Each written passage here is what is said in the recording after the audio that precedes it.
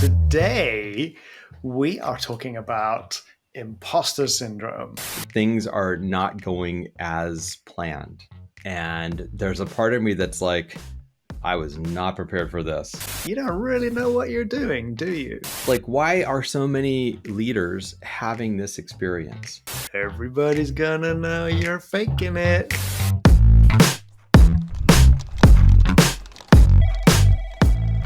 Hello, awesome humans. I am Chuck. And I'm Andrew. And we are the Mindful Business Alliance, and we are committed to making work suck less. Or, as we like to say, humanizing the workplace. And today, we are talking about imposter syndrome. Ooh. So we're talking about normalizing imposter syndrome. So Chuck, do you ever have those moments where you're in a conversation or in a meeting, or you're in an environment where you just suddenly have that feeling of like, I'm not meant to be here. This isn't the right place for me. I have definitely had some of those moments. I'm thinking about when it usually happens, and it's oftentimes when I'm in a situation where things are not going as planned. And there's a part of me that's like, I was not prepared for this. Or get me the heck out of here because I don't want to be here right now. Sort of like a mommy. Yeah, kind of like that. Like, this is, no, I was trained for a lot, but not this. I was not trained for this. Right.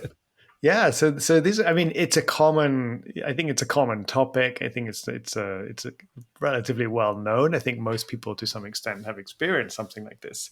That little voice that says, you don't really know what you're doing, do you? Or everybody's gonna know you're faking it. Something like that. Oh, absolutely. And I think the thing that's most important about this is how common it is. How many people have this experience? And it's one of the things we know through our coaching. We coach so many organizational leaders, and this conversation comes up in almost every coaching relationship. Not every session, but pretty much everybody I work with has a moment where they talk about this. 100%. I have exactly the same experience. I would hear the same kinds of things from my clients, and some of them are surprised. I think also some of the more senior people that we work with are surprised when they hear from us that, yeah, we do know it kind of lonely at the top, and we do hear this, that people get lost or feel afraid. And the research on this is pretty solid. The Don't Quit Your Day Job, I think, in the Hustle newsletter talks about 70% of people will experience imposter syndrome at some point in their lives. I think based on your experience and my experience, I'd wager that number is probably even higher. I think the 70% really could be. Is just the ones who are admitting it, right? Yeah, exactly. So what is this? Like, why are so many leaders having this experience? Well, there's three things that we know from the research that we've looked into on this and our experience with our clients on this. And I think firstly, it's like this huge pressure to achieve in general, right? So I think many of us have been raised with this idea that we have to be perfect at what we're doing, or that we have to achieve certain levels or standards or grades. Some people are also just raised the idea that they are brilliant from the get-go. And so it's mommy and daddy. Well, I didn't want to blame mommy and daddy, but they get a pretty bad rap everywhere these days, so we might as well throw them in the mix here, right? Yeah, but I think you're right. The parents. Blame the parents. Everybody gets a medal, et cetera, et cetera. But I do think that that's a lot of where it comes from. I think the ways we're raised, the expectations that they're put on us, the expectations from society, all of these things are influencing this. Yeah, absolutely. I think so. If I think about like the kind of the causal part of this, I think a lot of what's happening is we are so used to seeing a caterpillar and a butterfly, and we're not used to the messy process in between.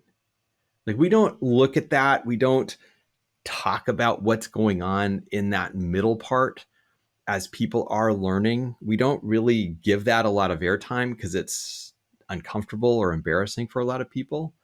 And I think that's part of this too, is you're supposed to start as a caterpillar and one day wake up as a butterfly and not quite know how that happened. This is really interesting. Yeah, nobody ever looks at a pile of goo and goes, "Oh, so pretty. Oh, It's going to that's be so amazing. beautiful. It's going to be Yeah. amazing. The Yeah. future is really bright for this pile of goo." It's true. It's true. Yeah. Nobody ever looks at that middle bit, right? Yeah. So we have kind of divided this into three different categories for the ways that people experience imposter syndrome. And the first one is, I think, the one you're referring to, which is perfectionism. Mm. That we just and there are people that kind of fit this profile. They are perfectionists. They do not give themselves any latitude to make mistakes. And when oftentimes they are putting that kind of pressure on themselves, they're simultaneously putting that same kind of pressure on others. So they're not a lot of fun to work with because they don't have any space for any flaws, any errors, any mistakes. It's all supposed to be perfect.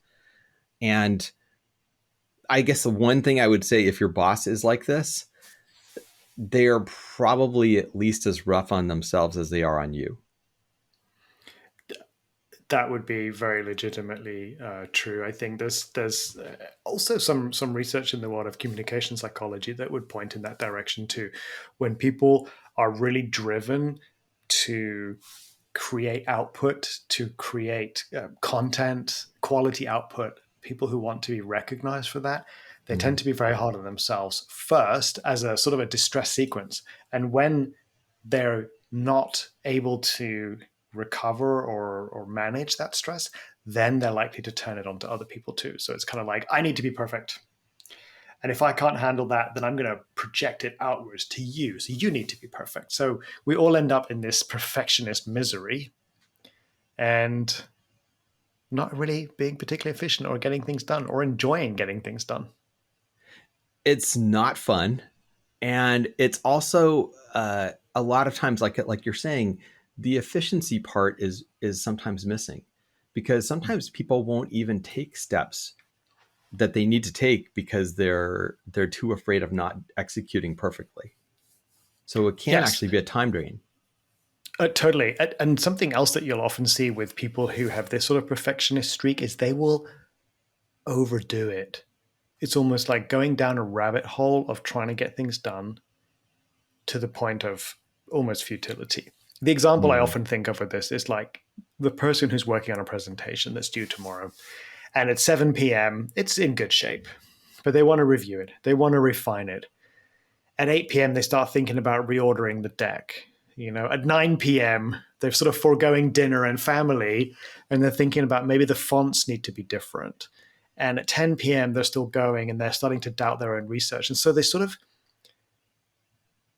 almost like self micromanaging. But that's an example of the perfectionist with these high standards that out of control, they just kind of, yeah, it becomes futile and So definitely becomes inefficient. that sounds like the second category of imposter syndrome, which is the overachiever. So where you have somebody who there is no such thing as good enough. And what they've actually done in their career path is their whole strategy is overachieve, over deliver as a way of sort of calming that voice of self doubt. But also, and I think this is true for people from a lot of marginalized groups, they do feel like they have to be twice as good to be seen as adequate. So they are over delivering for a lot, sometimes good reasons too. And it's a little much. Mm. I think there's a distinction I sense here between the perfectionist and the overachiever. I think you're right. There's an overlap with the sort of the doing more than is necessary. I think with the overachiever, it's driven by things like the examples you just gave, which I think are fantastic. I have to do this in order to show my worth. Maybe I'm not getting seen the way I would want to be seen. Maybe there are biases around me, all sorts of things that preventing me from being recognized. So I'm going to overachieve in order to Mm. stay at a certain level. I think with the perfectionist, it's when they're in that over perfection, it's almost they start to wind down even as they keep trying to keep going forward. So Well, I think for the overachiever, it's also a way, it's they think they're executing a strategy. Yes. So this is how I move up in the organization. I consistently deliver more than everybody else does. And what I often will do when I'm coaching somebody who's an overachiever is talk about actually scales of quality with them. Because Mm. what they don't really understand is that to them, C quality work actually looks like everybody else's A quality work. And they could give themselves a break and deliver what they would consider adequate, and it would still impress the heck out of everybody. Mm-hmm. That's so interesting. It was making me think about, so when I'm coaching the perfectionist types, what are we trying to help them with? And I think it's knowing when to stop. Yeah. Like, so similar to the example you just gave, but I think it's like, how are they measuring what is okay for them? What is okay for them tends to have a much higher bar than what is okay for most people. And I think it's being a mirror to people like that is, I think, one of the best things we can do. Yeah. Let them see sort of a reflection of themselves in a way, and Yeah. perhaps even see themselves as others see them. Then they're more likely to be Absolutely. having an authentic experience rather than an imposter type Right. experience. Yeah. Hmm. So the other basically category of imposter syndrome is this idea that you're supposed to be born brilliant, right? That so it's the fixed mindset rather than the growth Mm, mindset. mm, mm. You know, that we don't actually have an evolution. We're supposed to just have all the right qualities. And we definitely see leaders in the public space who show up like this, like, I just know. And I tend to not believe them when I see them. I don't think they actually do know. Uh, they expect everybody else to also be perfect and not need a development trajectory. Just I got it, and I have it, so you should have it too. These people often believe that leaders are born, not made. And they don't really respect the learning process, and the downside is they're not interested in the learning process, so they're not going to actually take the time to learn. They're just going to show up projecting confidence, Mm. and that confidence is often not real. It's just projected. Right. And inevitably, they fail at some point, and that failure is painful. Mm-hmm. The For failure is hard. everybody. Right, Yes. right, right, right. Well, definitely hard for the people around them, but also hard for them because they don't really have the scope to sit with it, to be with it, to integrate it. Mm-hmm. So again, I think thinking about the way in which we're coaching those kind of leaders, it's also helping them to have a sense of presence with themselves, to be able to self-assess, to notice what it feels like to fail, inviting them into a learner mindset, a growth mindset rather than a fixed mindset. Yeah, really important. All Mm. right, Andrew. So these are these things that exist. Our three main categories of imposter syndrome. We've got the perfectionist, the overachiever, and then the one who's born brilliant. What do we do with this? Like, what can people do to actually overcome some of what imposter syndrome does to us? The first thing that comes to mind when you ask that question is there has to be some sort of awareness to this. And what I mean by that is like almost like noticing the inner dialogue, or I would often just say, like, be an observer of self. Mm, Like most of this is going to be handled on the inside anyway, because it's happening on the inside. That chatter, the bit of me that's being tough on myself in whatever way it is. I got to be able to notice that. I need to be able to see it, pick up on it, and almost catch myself. Like, oh, I'm having an experience here, as opposed to this is the truth. Right? mm. I'm in a perspective right now. I'm having a moment, and I think this is where stepping back and being the observer of self is a good place to start. It does remind me of that old bumper sticker. Don't believe everything you think. Right. Right. So yeah, Yeah. like this is a conversation, and it's a mindfulness practice. Like notice the Yes. conversation that's happening inside your mind. Be curious about it. It isn't the truth. It's just a conversation happening in your mind. Yes. And I Yeah. think it's also fair to say that it's a valid conversation. Like these are real experiences you're having. That's okay. Like it's important not to, be dismissive of it. If I'm feeling insecure or out of place, or, if I feel like, yes, I'm having an imposter moment, that's okay. That's Mm. valid. I think it would be discourteous to sort of dismiss it. It is a real experience. It But I think is. having that awareness of it, noticing it, and then there are strategies, there are ways to play with this. We talk about taming the beast, right? But I think here we can say, like, look back at who you are, consider, like, what is important to you as an individual, as a human, as a leader. What are you taking a stand for that would maybe help you with this? So if you're feeling like an imposter in a meeting, perhaps you have a new role, you're in a first meeting with a bunch of other senior people, you feel out of place. It was good to check in. What am I doing here? What am I here for? What is my contribution to this organization, to this team of Mm. people? What do I want my contribution to be about, for the sake of what? These sort of values based reflections, I think, can help to center people when they're having a stress response. Yeah. What am I here for? Right. What am I committed to What am I here beyond for? myself? So I'm really appreciating this as an approach that beyond just what you're afraid of, there's something that is more important to you than just enduring the fear. Yes. What is that? And we do work with leaders on values. What are your values? What are the values that you're going to put front and center for this meeting or this presentation that will help you sort of reconnect to who you are and what you're committed to? Because ultimately, your commitment is more important than your performance. I know that that's going to sound strange, but if I'm focused on my performance and that's all that matters, I'm probably going to flub. I'm probably going to make mistakes and then I'll just beat myself up for those.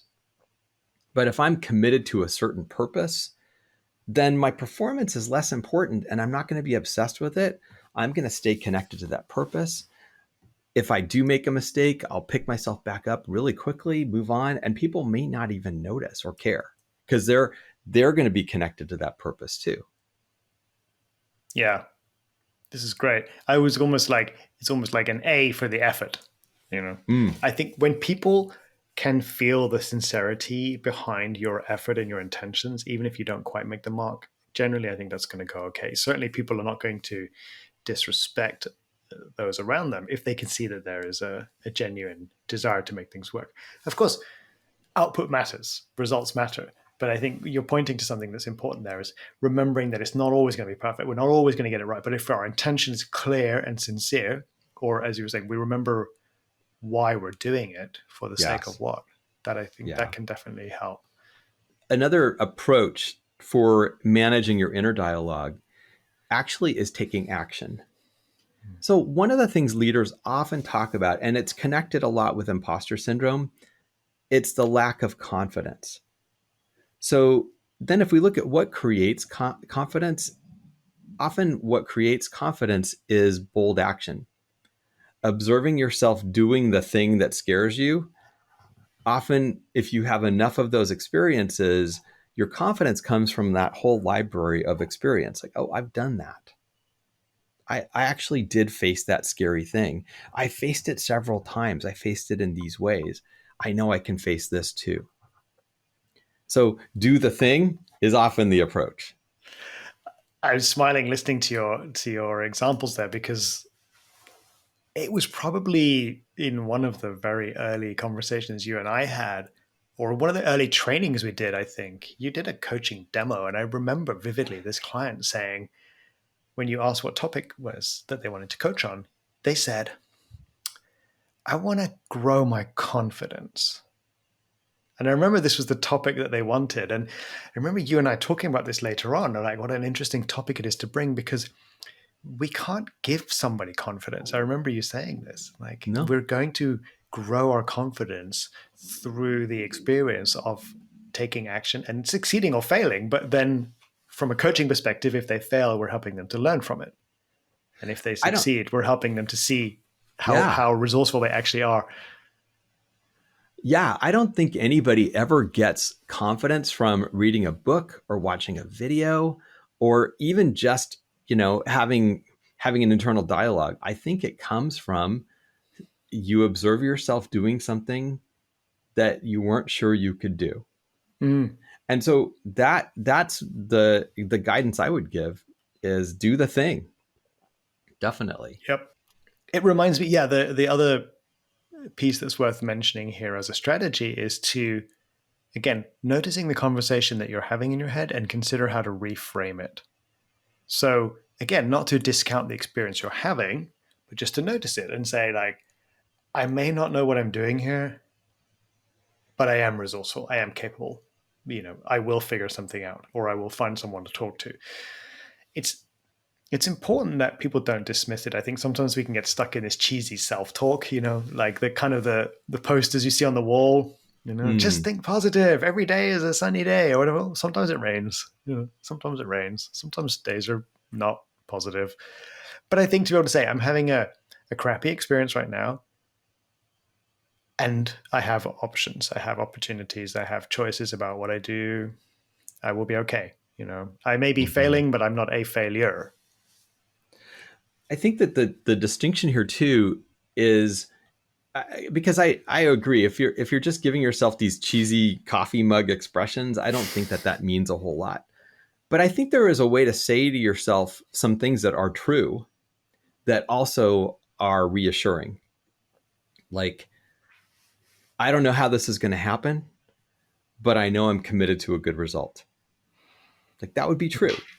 Hmm. Uh, right? I may not be able to control all the elements of this, but I can control what matters to me.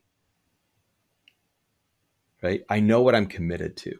So I think that there are ways to have that inner dialogue that can be really reassuring and also not fake, because that's Mm. important. Well, this reminds me of something that I've had conversations about with several clients, which is I may not know how to say this well, but I know it's important to say something. And I think Mm-hmm. this is one that comes up a lot. People are afraid to speak, or they're afraid of not being articulate or well understood or having like well structured thoughts.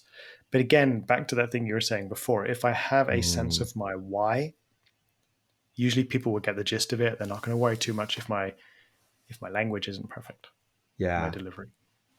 I think there is, one of the things we're going to be speaking to next is actually the importance of having transparent conversations, the importance of being in dialogue with people about this topic. Mm. And I think there's a fine line here, because I think it's important for leaders to be in conversation about some of these things, about, we all have this kind of universal experience of imposter syndrome. And I think there's a balance that we can't show up like, oh, I don't even know what the word is. We can't show up like a complete mess, because I think the people that we are leading might get freaked out. Like, there is a vulnerability that we can show that is helpful, and if it's over the top, it will scare people. So Mm. there's a kind of finding the balance there. Right. I think there's this is a pretty common conversation in our world too, and I think it's how do you let people see you in your humanity and still have authority, still have that sort Mm-hmm. of presence, that leader presence or leader impact, whatever we might want to call it. But I think part of this is, as you were saying, like part of it is finding the people that you can share with. They may be friends, allies, peers. Definitely may also be subordinates, in Mm. the right context. But also being able to share something about it. And I think it's okay for a leader to say, you know what, yeah, this is not my greatest day. I'm struggling a Mm-hmm. little bit here, but I'm going to be all right. Finding people who you can have a vulnerable conversation with. Maybe you have a close friend or a mentor that you can open up to. It doesn't have to be your new employee that you're, spilling your guts to, but somebody that you can trust to have these Mm. conversations. So a mentor, really Yes. powerful. Yes. Absolutely. And also I think that makes me think of something else, which is it's okay to talk to the people around you. And you are an intuitive, smart being. You will know the people you probably shouldn't be talking to. Mm-hmm. So it's kind of like, when people talk about, oh, well, leaders need to be vulnerable and leaders need to whatever. Sure. And you don't have to pick the really difficult people around you or in your teams or your colleagues. You don't have to be, unveiling all of your innermost fears to people who may weaponize it against you. But we're pretty good at reading people. We tend to know who we can or cannot lean into. So yeah, Yeah. find those people. Well, and I even wonder, like, what would be the benefit of just having this be a normal conversation in a work environment? Like, you bring in as a leader, you can even bring it up in a team meeting, saying, "Let's talk about imposter syndrome." Imagine, for example, a sales team doing that. Like, Mm. everybody on that team probably is dealing with some version of imposter syndrome. You show up for a client meeting, maybe you left your notes back at the office, you're feeling vulnerable. Like many people have had this experience. And as a leader, what if you normalize that for your team? Like, we all have these moments where we feel unprepared. How Mm. do we handle that? So it's an open conversation. It's not something that you as a leader are suffering with in silence. This is important. So I think we want to be normalizing these conversations. As you said, we don't want to be doing it all the time. We don't want to be falling apart everywhere. In recent years, more public figures have mentioned this idea of like just disclosing. Sometimes I feel Mm-hmm. a little unqualified here. Michelle Obama was one of those people helping to just normalize that we are human beings. We're all going to go here from time to time. In a way, we're giving permission to people to do the same, and I think that's a very wholesome and humanizing experience when we normalize the fact that as human beings, sometimes we struggle. Mm. And I think, there's that the expression, we hear it, we talk about it all the time, fake it till you make it. Mm-hmm. I think there is a truth to this. This is something that I learned a few years ago, that it's actually important in some cases to fake it until you make it. There's nothing wrong with it. And one example is, I'm thinking about a situation where I was working with a group of people, and the previous leadership was so vulnerable, so insecure, that the team actually was scared that things weren't going to work. Mm. And when I knew I was replacing this person, and I knew that that was the experience of their team, I knew that however I showed up, I could not ever look like I didn't know what I was doing. Especially in the first couple of weeks, I needed to show up like, we got this. Mm-hmm. Because that's what the team needed. And of course, it's a new team, it's a new situation. I don't know everything I need to know, but I know that they needed a leader who was confident in that moment. And yeah, I faked it. And it worked. You said something really important there. It's worth underlining. And I can't remember the exact words you used, but it's like, I don't need to know everything. But I think it's good to be really confident about the things you do know. Mm-hmm. That also gives you plenty of leverage to be able to say, and I don't yet know this. I'm Yeah. working on that or whatever. But yeah, so lead with what you do know. There's a Chuckism for you. Oh, I didn't lie. I mean, so that's the other No. thing. I mean, I didn't Yeah. say anything that was untrue, but I did show up more confident than I felt, for sure. Yes. We're about humanizing the workplace, not human lying the workplace. Human lying. I like it. Human lying the workplace. Yeah. So yeah, some good things here, some good strategies here. I think, I think some things that really stand out here is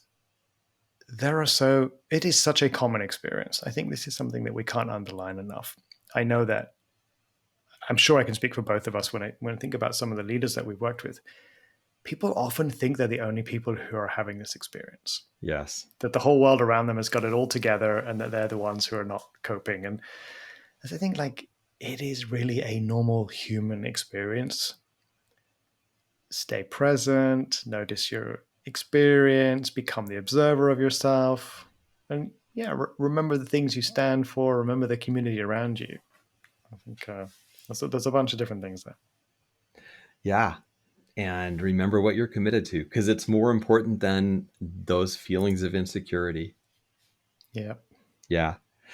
If there's nothing else, I would hope that people take away from this conversation, just have more conversations about this.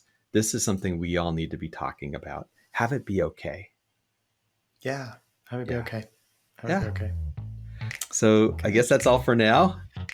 That's all for now. Stay safe, stay kind, And stay human.